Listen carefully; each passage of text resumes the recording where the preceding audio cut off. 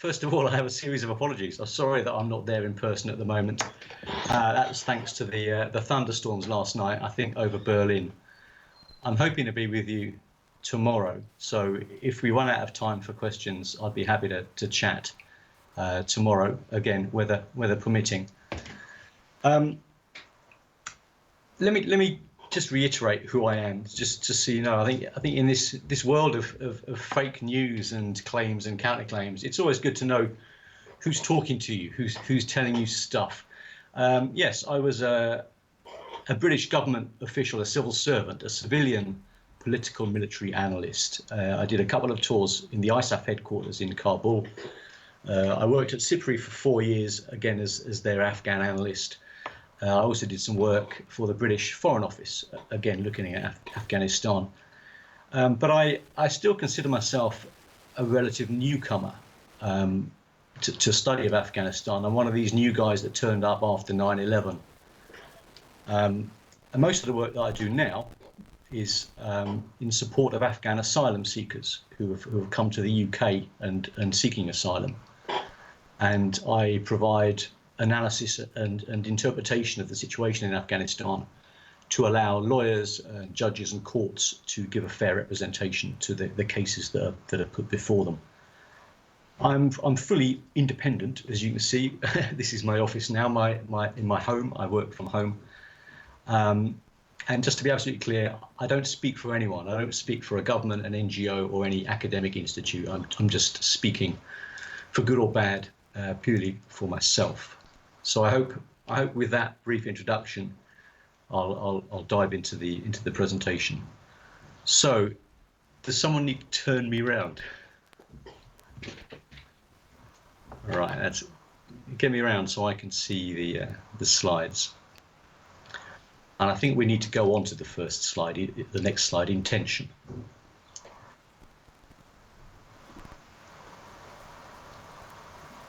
Just turn me around a little bit more. This is a great demonstration of how 21st century technology meets human interaction.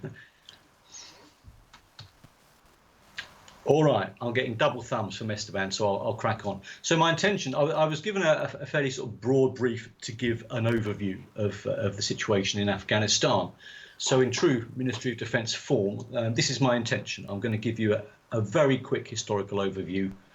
I'm going to review the course of the conflict, the post-2001 stage of this conflict, to look at where Afghanistan is now, what the challenges are, including thoughts on the peace process and future prospects. Next slide, please.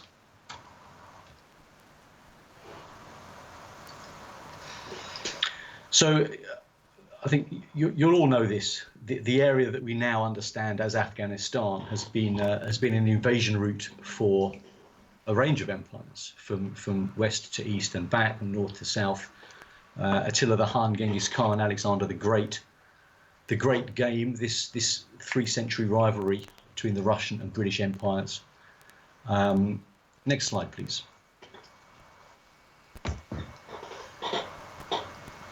So Afghanistan, or I should say the area that we now know as Afghanistan, has developed as a very fragmented region, geographically, ethnically, tribally. Borders have been drawn up pretty much piecemeal to suit political military expediency of the day.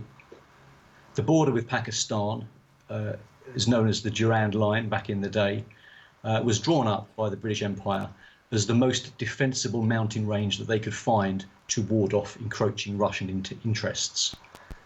I think it's fair to say that Afghanistan has never been an economically viable independent state. It's always in some way had forms of dependence on foreign patronage of a range of sorts.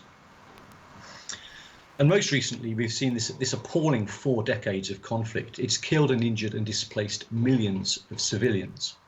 The conflict has mutated. We had the original Soviet occupation. We had the Afghan resistance as a result of that in the 1980s. In the 1990s, we saw the civil war in the aftermath of the Soviet departure. Within this civil war, we saw the rise of the Taliban during the mid-1990s. And then obviously the US-led intervention in 2001, the hunt for Osama bin Laden. And the latest phase that I guess we're still in, this post-2002 Taliban-led insurgency. Now, maybe I could just throw in an anecdote and a lessons learned from my main period of analysing for the Ministry of Defence was from 2001 to 2006, the concentrated period. Again, in this world of conspiracy theories, I'm sure there are people there that believe that this was the military intervention in Afghanistan was a kind of plot to capture Afghanistan, by the British or by the Americans or by both. I can tell you that I was introduced to Afghanistan after 9/11, and in my part of the Ministry of Defence, there were no Afghanistan analysts. My background, as you probably briefly heard in the introduction, my background was looking at Eastern Europe. It was looking at Russian ground forces, had been my last sort of analytical assignment, and I'd spent time obviously looking at the Balkans. There was no Afghanistan desk, if you like. So I was drafted in from a cold start. So I had a very steep learning curve, and I reported to my new boss and said, right, Afghanistan, I better start looking at the files. I'm going to have to brief myself up very quickly. And he kind of, when he shuffled awkwardly and said, what kind of files would they be then? I said, well, I just assume we have some files. I mean, the ministry does nothing but filing. I mean, we have a lot of documents, surely. And he said, well, no, we don't. What's been happening in Afghanistan for the last years it's been someone else's war. It was a civil war. There's no significant British interest there. We don't have an embassy there. The Americans are running around chasing this chap bin Laden. We don't look at Afghanistan effectively. So there you go. That's my snapshot of my introduction to it. And the lesson I've learned in terms of sort of geopolitics, and I consider the crises that we have potentially in the world when we think about North Korea, when we think about Iran, Yemen, all the potential things that could unfold at any minute. And the lesson I really took away was that at a time when a crisis erupts, and when the big strategic decisions are made, do we invade? Do we not invade? Do we bomb? Which side do we support? This is very often made at a time when the country making the decision knows least about the country, knows least about the region, the culture, the history, for basics, but even, the political military dynamics. So that's, whenever I think about other events in the world now, in North Korea, when that breaks, if that did break into a crisis, I'm sure there'll be one duty analyst floating around in a sea of crisis, and it'll be a ramping up of knowledge, a very steep learning curve. So that's my two kind of points I want to make from the beginning of that period, my personal experience of introduction to Afghanistan. Next slide, please.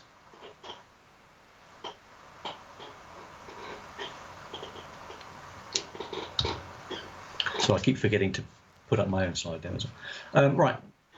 So the international community's intervention, and please, if people disagree, can tell me afterwards. The international community's intervention was genuinely popular at the start, and I think predominantly because the Taliban collapse was quick. Billions of dollars were pumped into Afghanistan in development and reconstruction and various forms of government. And the international community was tripping over itself in the early days to pump money in. So there was a lot of quick progress. The problems were becoming evident almost immediately, but certainly from 2002, 2003 up to 2006.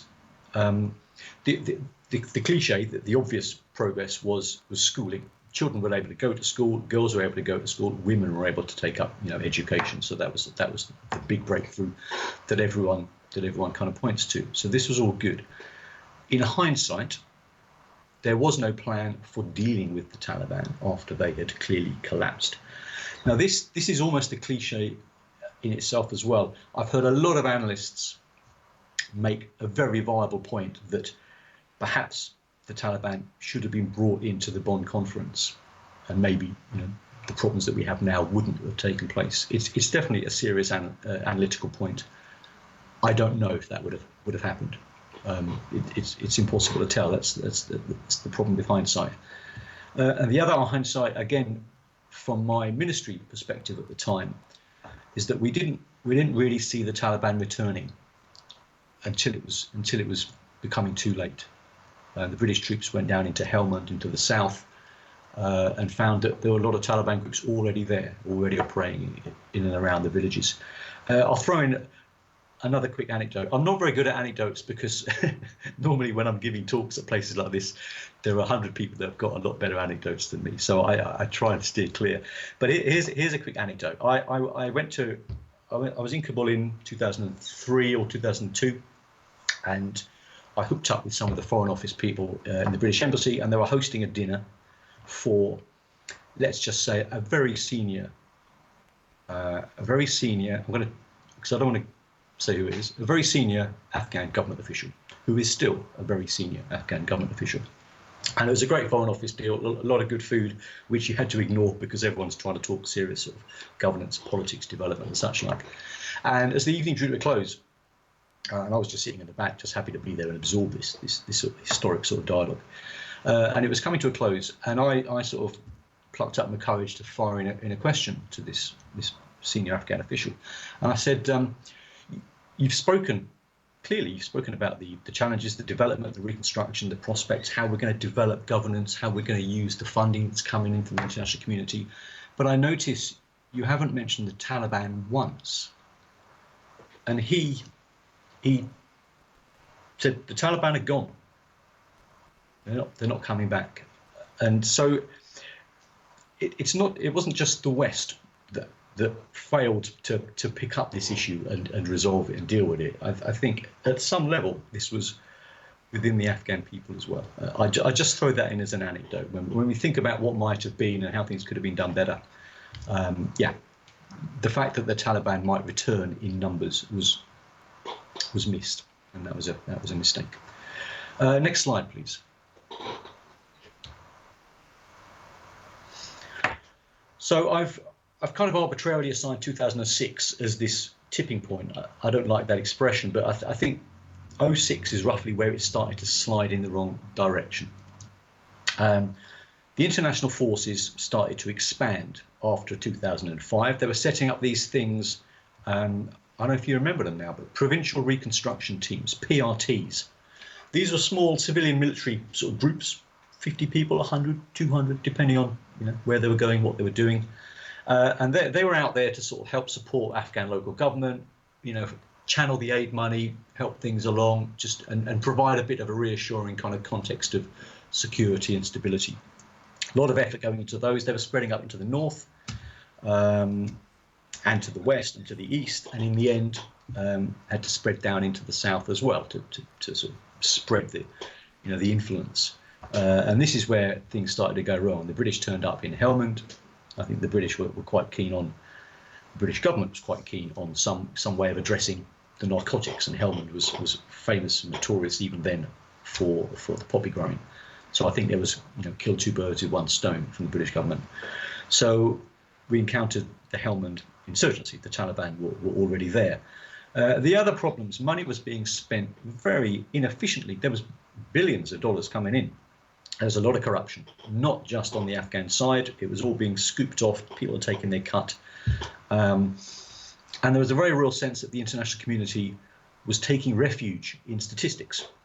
We've spent X billion dollars. We've built X kilometers of roads. We've built a school. We've built a hospital. Here's a bridge. Here's some water pumps. And it was all good to build things like this, but it was done without much care and attention. You dig a well in a place because you want to dig a well, and you end up draining the other villages' sort of water catchment area.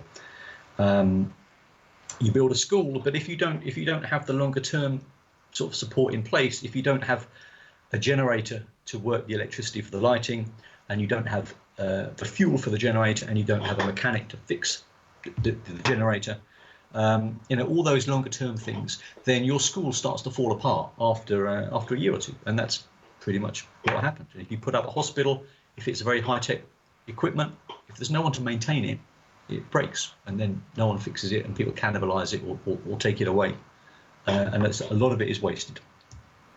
On top of this layer upon layer of problems, the goals and strategies changed. more or less every single year, even every 6 months in some cases. The international community, the military and civilian people, were changing every 6 months as well. So in essence, you get someone, and you know, I was part of this process as well. My first tour, I was there for 4 months. But you get, for example, a soldier who's sent to Helmand province with a mission, and you spend the first 2 months not knowing anything. You spend the next 2 months of your tour becoming broadly effective, and then you spend the last 2 months of your tour thinking about going home, winding down and handing over to the next person. I mean, don't even get me started on counter narcotics. There must have been 4 or 5 different strategies. Destroy the poppy, pay someone to destroy the poppy, harvest the poppy, sell it, let someone else sell it, pay people not to grow it. You know, everything was tried and failed, and then a couple of years later, someone would come up with the great idea. I know. Why don't we just pay them not to grow it? And you know, the ideas go around in circles. And once you've been looking at Afghanistan, I'm sure there'll be nodding heads amongst the older and wiser of you. You know, once you've been around this loop a few times, you start seeing the same patterns emerge once you've been there long enough. And on top of this, as I've said, the Taliban are growing in strength. Barack Obama, the president dealing with this surge in violence, was becoming frustrated, and his solution was flawed. He wanted to surge in an extra 40,000 troops. This is when the fighting in the south, Kandahar, Helmand, a lot of Americans were down there at the time. This was kind of reaching an intensity of casualties that had been unprecedented. So he wanted to put in 40,000 extra troops for a limited period. And I'm sure you all know the story. So he says, right, we're going to surge 40,000, and in 2011 we're going to start withdrawing them again, and we'll pull out by 2014. So the message to the Taliban was, if you can just hang on, then the West is losing interest. So there was always this frustration amongst, well, there's an over-reliance on the military system for doing things, but a frustration that they were never achieving military success. And I'm doing that in air quotes, if you can see. There was no real definition, but there was this idea that if you killed enough Taliban, then you would win the war. And obviously with insurgency conflicts, it's rarely as simple as that. Next slide, please. So with that in mind, just a quick context setter on casualties. NATO departed in 2014. It reduced its forces from 140,000 to 12,000, and this has seen an upsurge in the conflict. United Nations, and this was a telling thing that I don't know if it was really picked up very strongly, but in 2017, the United Nations reclassified Afghanistan. It was no longer a post-conflict country. It was back to being a conflict, an ongoing conflict country. So we see this erosion of progress, and you can see the chart, the top left chart. This is I think the most recent UN sort of set statistics, the number of dead in red, and the injured above that. So it seems that, you know, for this last 10 years that maybe it's roughly reaching a plateau. But if we move to the second chart, sorry, you're seeing me waving my hand on the screen, which is probably not making much sense. If you look at the right-hand chart, this is civilian dead and injured from suicide attacks and complex attacks, which are essentially combinations of suicide attacks, and that's going up. But above all, I want you to lodge in your mind this bottom chart. This is an attempt, I think, by Uppsala University, and I've forgotten the source, but it's a credible source. This is an attempt to quantify the number of deaths from 1989, i.e. from after the Soviets had left. And I'd understood, and I think we should understand, the 1990s as a pretty brutal civil war, really, really unpleasant. But now we can see the right of this graph, that the casualties that we have now are 2 or 3 times that. So we look at the first half, and we can see a couple of spikes. 1994. Yeah, I can't point anywhere, can I? I brought a laser pointer, especially for my presentation, but obviously that's not going to work. But you can see 1994, I think, a spike of activity, which I guess is when the Taliban emerged from the south, from Kandahar, Helmand. And you can see a spike in 1998 as well. And I suspect that this is when the Taliban broke into the north when they were in the Mazar-e-Sharif. There's a lot of appalling atrocities there, victimizing or targeting the Hazaras in particular, but a lot of violence when the Taliban broke north into traditionally non-Pushtun areas. And then you see this quite interesting and noticeable reduction in fighting after the collapse of the Taliban. So the Taliban were defeated in 2001, and you see it in 2002, 3, 4, 5, the violence really noticeably dropped off. And that was the period, and I remember this from when I was working in that period. This was a real period of optimism. And the first presidential election around that time, 2004, and there was a real kind of optimism amongst everyone, international community and the Afghan population. And that was really good. But then you see that the violence starting again, 2006, that's when the British went into Helmand province and poked the hornet's nest. And then the next noticeable leap is 2014, which is when NATO, to all intents and purposes, withdrew, went down from 140,000 soldiers down to what we have now, like 10, 12, 14,000. To where we are now, which is a level of violence 2 or 3 times what the Civil War was.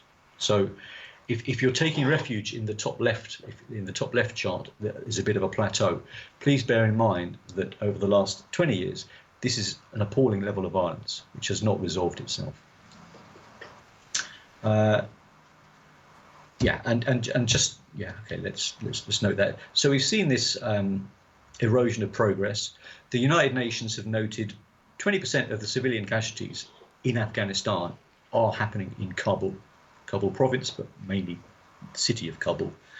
And the UN, a quote from the UN, overall civilian deaths, including child deaths, have reached record high levels.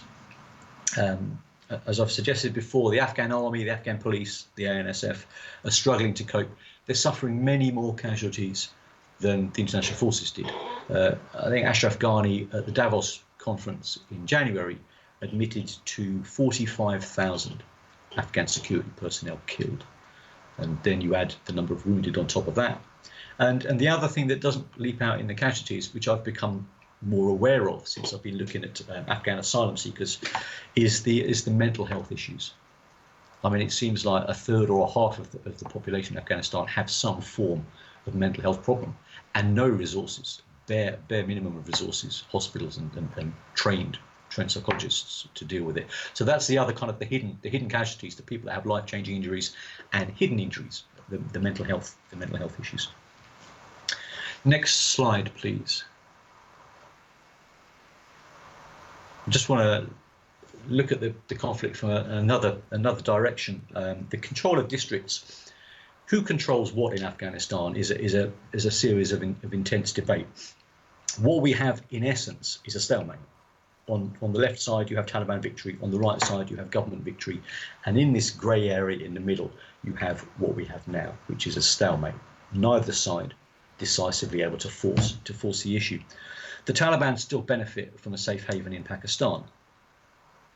The arrival of Islamic State in late 2014, early 2015 has complicated the situation, particularly in eastern Afghanistan, Nangarhar, provinces around that. And you have in that part of the country now, you have sometimes a three-way conflict. You've got the government fighting Taliban and Islamic State. You've got the Taliban fighting Islamic State and the government. And of course you have Islamic State fighting anyone that takes their fancy.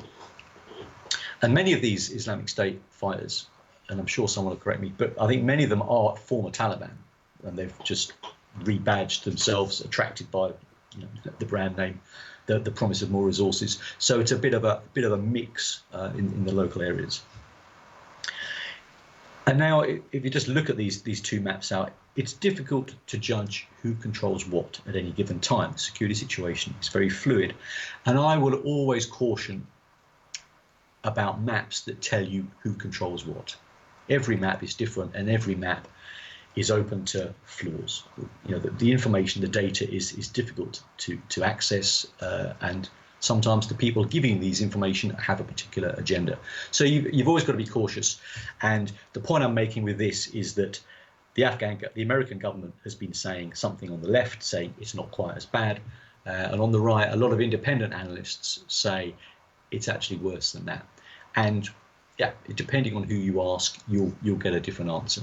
But that's the thing to bear in mind. But what is significant with this is that most recently, like I think last month, the Americans officially announced that they'd stopped recording this sort of information that you can see up on the screen. They're not doing it anymore, and that's never a good sign. I don't believe the Americans. I think they are recording this data. They're just not making it public at the moment because it's not showing the results that they want.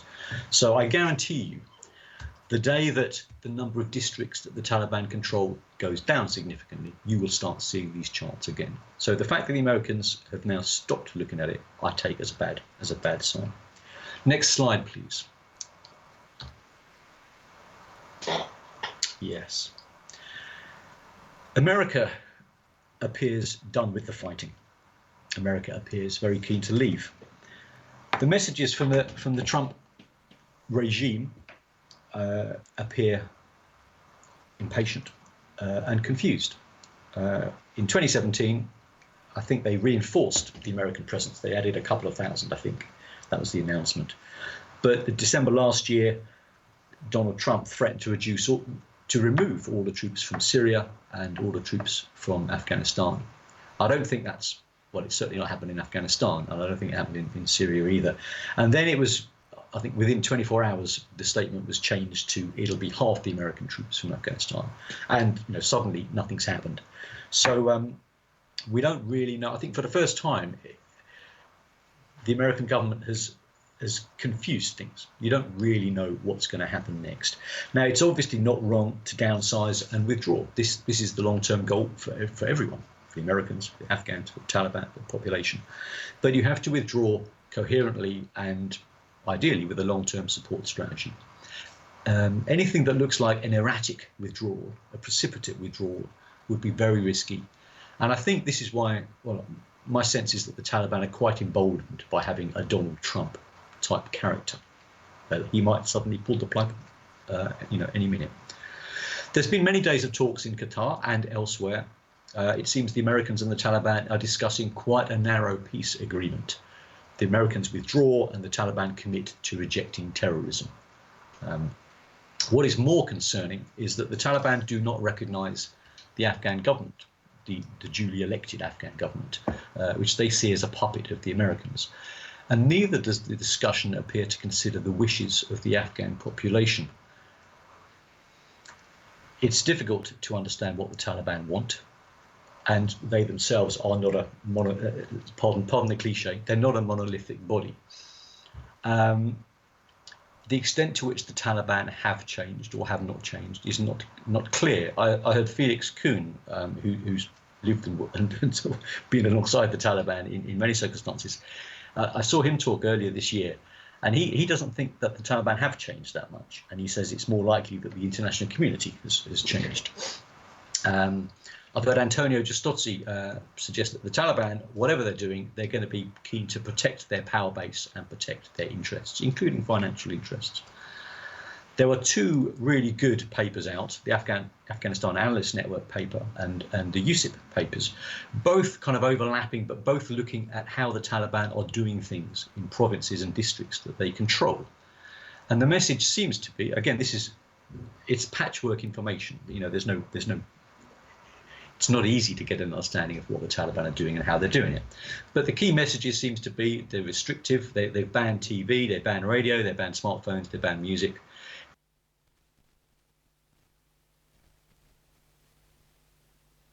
There is an interesting sort of overlap where the government runs the schools, but the Taliban decide what the curriculum is. And again, I think there are people in the audience better placed than me, but my sense is that the Taliban do not seem to have any wider discussion. What happens post the Americans? What happens to Afghanistan? Where do we go with Afghanistan? What an appropriate Islamic government would actually mean? If you look at Taliban Twitter feeds, if you look at the English language Taliban website, you'll see an obsession still with the number of people that they've killed, the things that they've blown up. There's little kind of dialogue on construction, governance, and it seems like they're not planning to have a ceasefire this year. The ceasefire last year was unprecedented and extremely welcomed by everyone. It seems like the Taliban are rejecting that and are going to keep fighting on through. Next slide, please.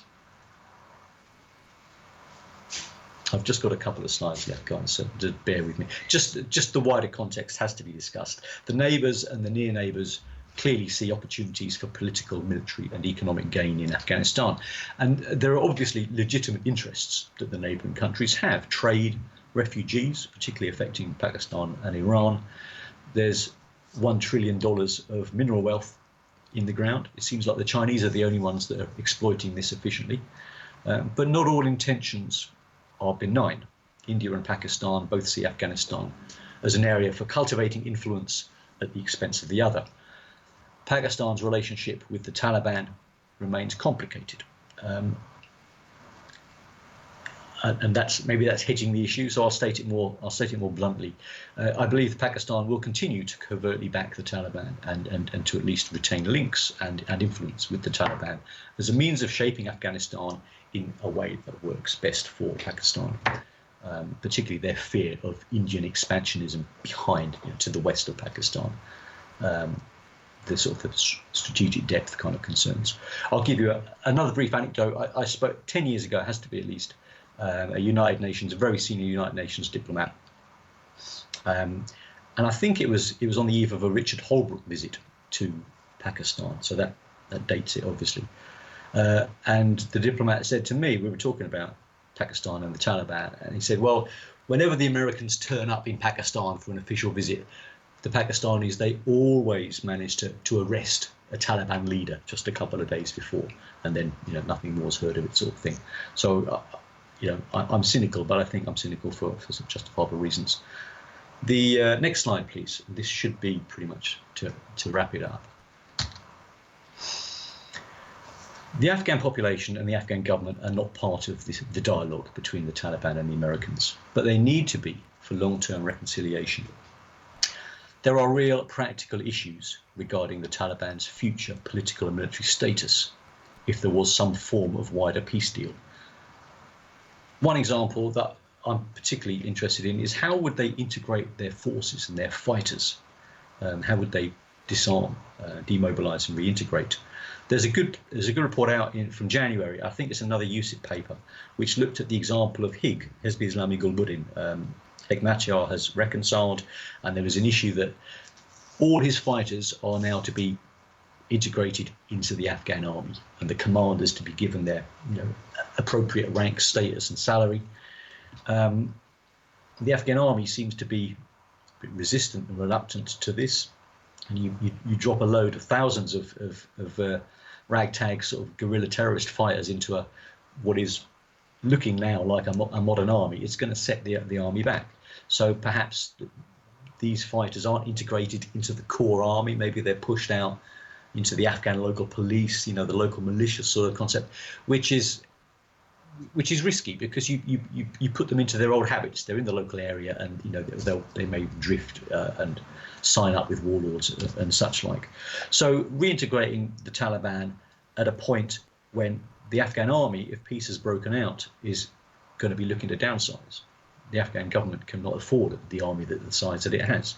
So my concern overall is the risk you have a lot of Hizb Islami and Taliban fighters, well trained, well experienced, suddenly finding themselves unemployed, and that's a recipe for a whole host of problems. This could be very destabilizing. Perhaps the Taliban can fragment. Many ex-Taliban, maybe they would splinter off into other groups, perhaps join ISIS. My understanding of the Taliban is that they're not going to take part in democratic elections. They can't win a system designed for people to vote. That's my sense. They're genuinely not popular. If you look at the Asia Foundation polling, which is, I think, some of the best polling you're going to get, they are not popular. And the Taliban have little tolerance for or understanding of modern forms of governance and society. But the young Afghan population, there are millions of Afghans now who don't remember the Taliban regime. The young Afghans are embracing new ideas, modern technologies, modern ideas of governance. And this is what Afghanistan is moving forward and coming to expect. My sense is that the Taliban's understanding of government is quite an old school one, the one that we saw in 2002, 2003, where the big power brokers come in and they divide up the pieces of government pie. You take the defence ministry, you take the police, we'll take justice. It remains to be seen, but these are my concerns, and as a result, and I'm sorry to say it, I remain pessimistic, certainly for the next 5 or 10 years. Afghanistan is unable to stand on its own feet economically. The security situation makes it extremely hard to take advantage of the $1 trillion stuck in the soil. I'm not convinced that the peace talks will produce what the Afghan population hope for. And at stake is much more than an American withdrawal. After the Americans leave, which they should do and should be planned for, this is when the real challenges will begin. Human rights, women's rights, forms of governance and justice, the factions and the warlords. I don't worry so much about the Taliban seizing control. This won't be a kind of a North Vietnamese army driving the tanks into Kabul. But my real concern is that the pressures and strains on what is a fragile governance system, the insurgency, a rapid American withdrawal, the corruption, the poor economic growth, the internal political divisions, I worry that this could trigger a new form of fragmentation. And yes, at the risk of analytical cliche, at the risk of another form of civil war. I apologise for ending on a pessimistic note. I know a lot of people won't agree with me, and I'd be very happy to be proved wrong. Next slide, please. I'm gonna leave it at that. I'm conscious that we've gone over time quite a bit, so I'm happy to take a few questions, but I'm going to be in Berlin hopefully tomorrow, and I'd be very happy to talk to anyone on any questions and issues. Thank you very much for your attention.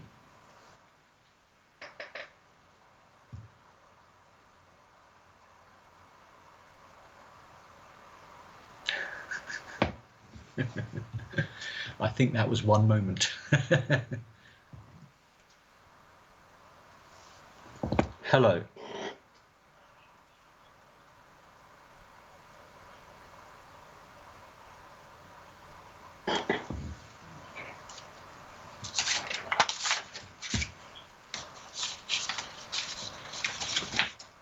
All right, that's great. I hope I'm not keeping you from your coffee and biscuits, though. That's my worst nightmare. Okay.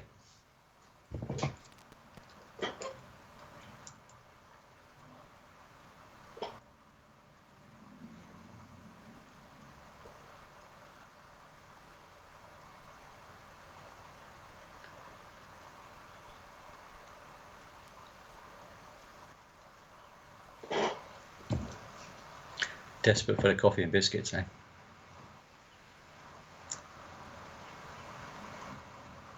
Thank you.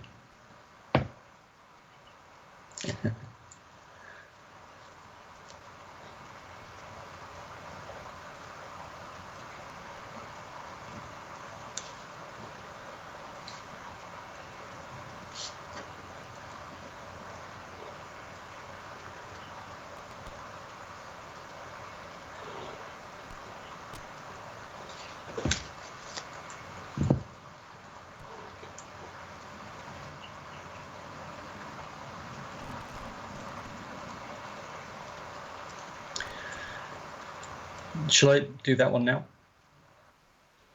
Yeah, I'll answer. Natasha, thanks very much for the question. I think one of my problems is that I don't know exactly how they're doing this dialogue. I probably know as much as you guys. I can see that the publicity photographs of Khalilzad and his team lined up and the Taliban lined up. I don't know how that works. What seems to have happened is like a proliferation of people and different groups wanting to get involved. And we've seen some Taliban groups up in Moscow. I think it was that a couple of weeks ago. And we saw another problem, I think, in Qatar. I'm just trying to rack my brains now, where I think the Afghan government and a lot of other pressure groups, and particularly women's organisations, were trying to get involved in the talks as well. I don't know how the talks are being done, but my concern is that there are lots of people trying to insert themselves. And that's probably muddying the waters. I mean, overall, my main concern is that they're just talking about American withdrawal. and the Taliban will come up with some weasel words about, yeah, we won't support terrorism anymore. And as I say, that I think the main talks that have to be had will come later, and they're the most important ones.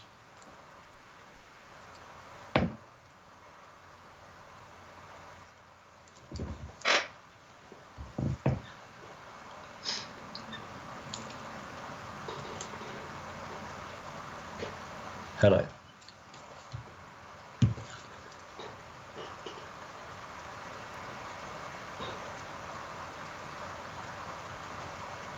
You've dropped out. I can't hear anything.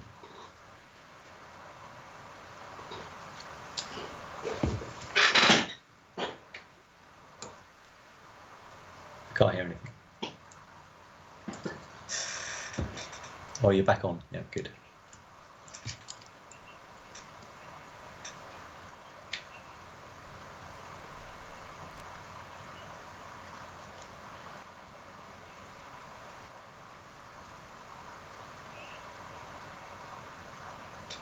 Well, I mean, it's a good question, but you're highlighting one of the biggest challenges, and at the moment, I don't think that is happening. I don't think the Taliban want to have a large dialogue with a lot of groups of Afghan society that are clearly going to give them, a hard time. Women's groups, women's rights in particular, issues of education, such like. I don't think the Taliban. I think the Taliban are ruthlessly focused on getting the Americans out, and I've heard this from the Taliban before. We'll get the Americans out, and then we'll discuss the future. And I remember a Taliban spokesman saying something like this about 10, 15 years ago. Well, first of all, we can't decide yet about women going to school, but because we're in a war, and when the war finishes, then we'll talk. And do you trust the Taliban or not? But when the Americans go, they're not coming back. So then it will be down to Afghans to resolve this themselves. I mean, in many ways, as it should be. But it depends how much you understand about the Taliban's willingness to engage with a large chunk of society that do not appreciate the Taliban.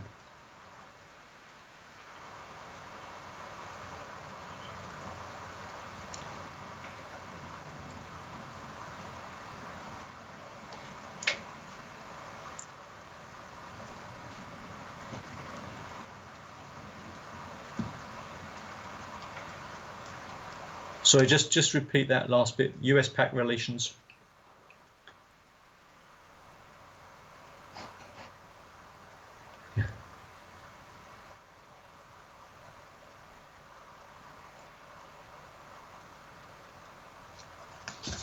Yeah. Well, I mean, you've sort of answered your question. The relationship between America and Pakistan has been a roller coaster ride. The Americans and the international forces in the early days of going into Afghanistan have been dependent on Pakistan to assist with the targeting, bin Laden and counter-terrorism operations. They have been dependent on Pakistani ground logistics routes.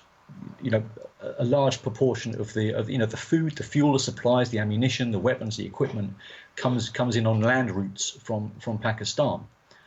At the same time, you have this very complex Pakistani history relationship with the Taliban and other similar insurgent groups.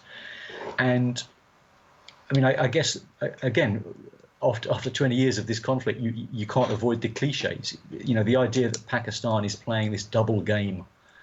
And they provide some assistance to the Americans in some situations, but they're still retaining links to the Taliban. And in many ways, I understand that Pakistani position. I mean, I understand why they need to do that. If they genuinely believe that Afghanistan is going to become a pro-Indian state, I can understand why they want to influence in as many ways as possible, if not the Taliban, but any other group that might come to their attention. So it's a very complicated relationship, and the Americans go up and down, as does the international community with Pakistan. One minute you need the Pakistanis to help with your logistics and your counter-terrorism operations. The next minute you're accusing them of supporting the Taliban. And I don't know what the answer is, but I do know. I mean, like all stories, Pakistan and Afghanistan are neighbours, and you can't change the neighbours that you have. So Afghanistan and Pakistan will have to work it out. The Americans, may be gone in months, or a couple of years. So I don't know if that's answered your question, but you are absolutely right to assert that this relationship is complex and it's never been resolved. I think Donald Trump would he could be the most extreme example of this relationship. If he gets fed up with the Pakistanis, he will just cut off the funding, any sorts of funding to the Pakistanis, the weapons and equipment that they need. But it's just another chapter in this sort of complex relationship which doesn't get resolved.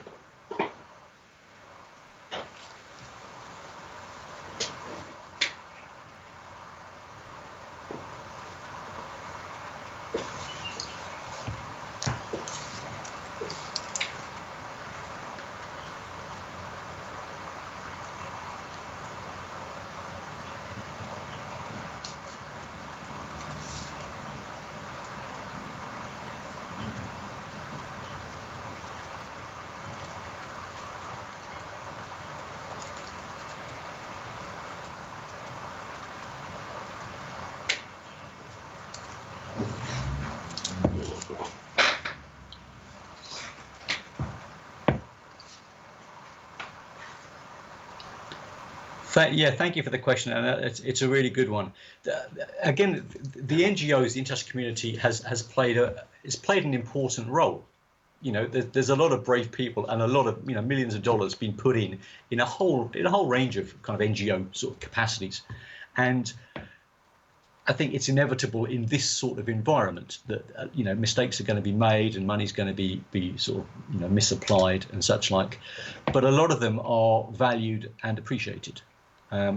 And I think I mentioned the couple of papers, one from the Afghanistan Analyst network, and I think Tom Ruttig is going to be there tomorrow, so he could talk about it, and the USIP paper, and they've done studies of Taliban-controlled areas, or areas where the Taliban have a lot of influence, and you get the government providing some social infrastructure, and you get the Taliban providing others. How you regulate schools and such like, and the NGOs. They play a very dangerous sort of balancing act now. They are sometimes allowed to operate in Taliban areas, depending on what they're doing. If they're doing fairly benign things, a bit of sort of healthcare and such like. But if they're there to, I don't know, clear mines or build bridges, that might work against the Taliban military effort. So, again, the NGOs aren't a monolithic body. So I think some of them, well, they're all doing a good job. They're all working hard in very difficult circumstances. They need to be there. I can't speak for Afghan government, but I would say that they're needed there for another 5 years, 10 years, 20 years, and all the assistance that they can give is welcome, I guess. But it has to be carefully coordinated with the Afghan government, and if they're treading this fine line in Taliban-dominated areas, that's high risk. But they're doing a good job in very difficult circumstances.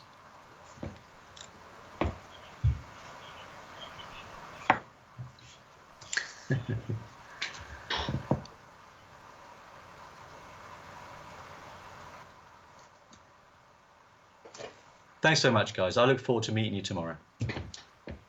Thank you.